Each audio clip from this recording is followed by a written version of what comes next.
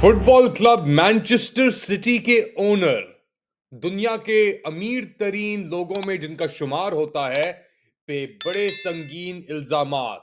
Sudan میں نسل کشی کے پیچھے کیا مانچسٹر سٹی کا اونر ملوث ہے؟ لیٹ علی شو یو کے ایک اور ایپیسوڈ میں آپ سب کو خوش آمدید. Do like subscribe and share this content. بات شروع کرتے ہیں متحدہ عرب امارات کے امیر ترین لوگوں میں سے منصور بن زائد، جو متحدہ عرب امارات کے ایک طریقے سے نائب صدر آپ کہہ لیں، وہ بھی ہیں، مانچسٹر سٹی کے اونر بھی ہیں. مانچسٹر سٹی فٹ بال کلب دنیا کے بہترین کلبز میں سے ان کا شمار ہوتا ہے. اور اب شیخ منصور کے اوپر، اور شیخ منصور وہی ہیں جو مصر بھی گئے تھے، غزہ کے امن معاہدے پہ جو دستخط تھے، ان کی تصویر بھی آئی سامنے ساتھ ڈونلڈ ٹرمپ نے کہا کہ lot of money, very rich.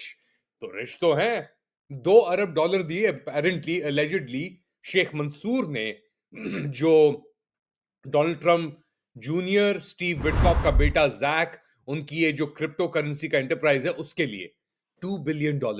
اچھا، اس کے اندر پاکستانی بھی انوالوڈ ہوئے آبویسلی. یہ بلال بن ثاقب ٹائپ ڈرفٹرز، ہمارے فیلڈ مارشل ایف ایم بھی موجود تھے اس کے اندر allegedly. مگر ملٹری انڈسٹریل کمپلیکس کا اس کے اندر ڈیفینیٹلی ایک alleged ہاتھ موجود تھا.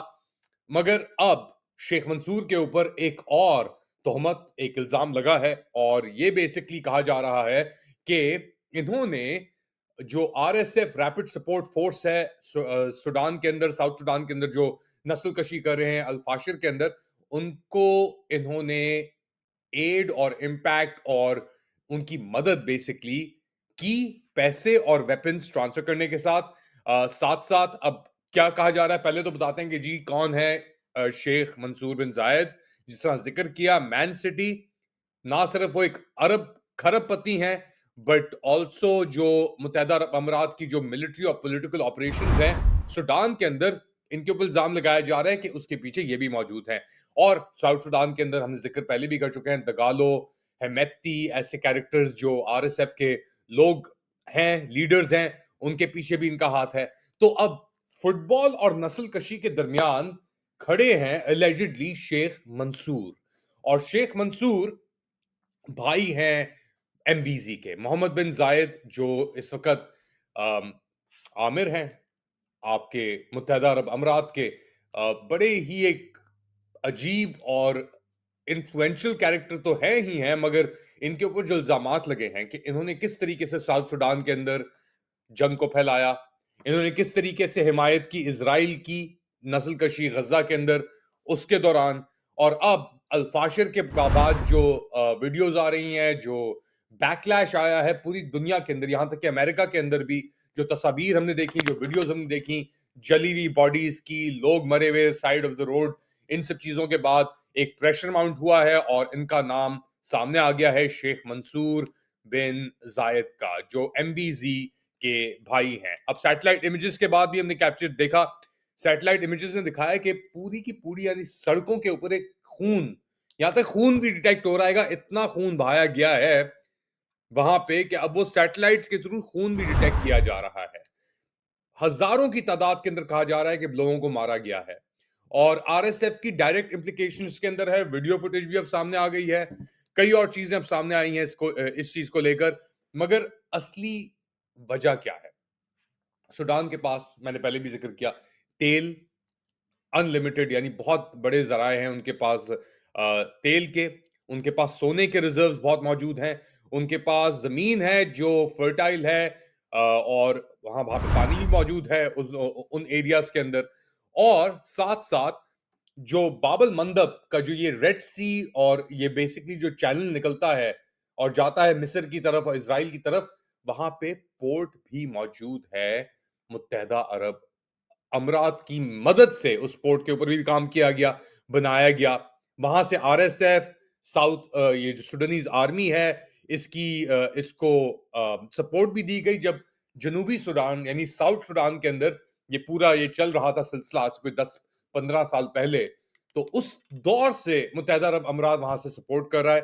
बेसिकली उसका एक बहुत बड़ा हाथ है। और स्पेसिफिकली जो आरएसएफ का लीडर है मोहम्मद हमदान दगालो, जिसको हमेती कहते हैं, उसके पीछे इनका बहुत बड़ा हाथ है। इनफैक्ट अरबों डॉलर की एम्पायर्स खड़ी की हैं इस बंदे के लिए भी मुत्तहदा अरब अमीरात ने। और जब मुत्तहदा अरब अमीरात ये एक तरीके से रिसोर्स की तरफ जाने की कोशिश कर रहा है, या रिसोर्स सूडान की बटेरने की कोशिश कर रहा है, तो उसके अंदर फिर ये सब चीजें आके मिलना शुरू हो जाती हैं। तो फुटबॉल और नस्लकशी, फुटबॉल और एक रिसोर्स रश, यानी और चीजों के ऊपर और नेचुरल रिसोर्सेज के ऊपर खित्ते के अंदर, दुनिया के अंदर जाके कब्जा करो। तो Manchester City owner Sheikh Mansour के पास दोबारा आते हैं, क्योंकि वो एक बड़ा अहम हिस्सा है इस पूरी अमीराती स्ट्रैटेजी का। चाहे वो लिबिया में हो, चाहे वो सूडान के अंदर हो, चाहे वो इजराइल के साथ ताल्लुकात में हो, चाहे वो ट्रंप फैमिली के साथ क्रिप्टो बिजनेस के अंदर घुसने पे हो, शेख मंसूर एक बहुत ही अहम किरदार है इस पूरी कहानी के अंदर। और एमिरेट्स एयरलाइंस तो दुबई ओन करता है, एतिहाद एयरलाइंस ये अबू धाबी के शेख ओन करते हैं, इसके अंदर भी ऑब्वियसली शेख मंसूर का बहुत बड़ा हाथ है। ये स्पॉन्सर करते हैं प्रीमियर लीग को, फॉर्मूला 1 को, यूएफसी जो फाइटिंग है उसे भी, और इंटरनेशनल फुटबॉल टूर्नामेंट्स को।